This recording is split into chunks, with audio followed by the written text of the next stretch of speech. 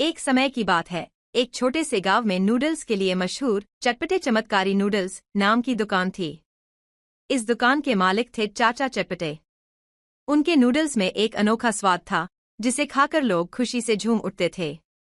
लेकिन कोई नहीं जानता था कि इन नूडल्स में एक जादुई रहस्य छिपा था। चाचा चटपटे की दादी एक जादूगरनी थीं।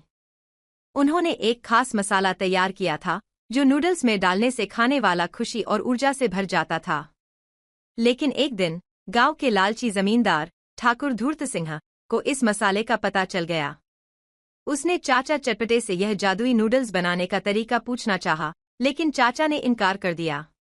गुस्से में आकर ठाकुर धूर्त सिंह ने गांव के सिपाहियों से झूठ बोलकर चाचा चटपटे को चोरी के इल्जाम में पकड़वा दिया और उन्हें जेल में डलवा दिया।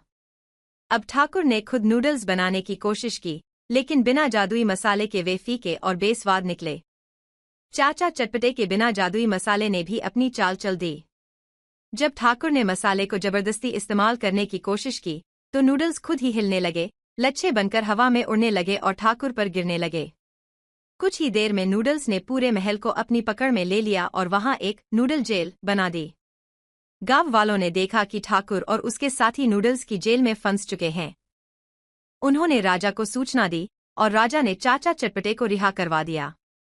ठाकुर को उसकी लालच और बुरी नीयत की सजा मिल चुकी थी। चाचा चटपटे ने फिर से अपनी दुकान चलाई और गांव में खुशहाली लौट आई। जादुई नूडल्स का राज अब भी सुरक्षित था और लोग आनंद से स्वादिष्ट नूडल्स खाते रहे। लालच और धोखाधड़ी का नतीजा हमेशा बुरा होता है, लेकिन मेहनत और सच्चाई से हमेशा जीत मिलती है।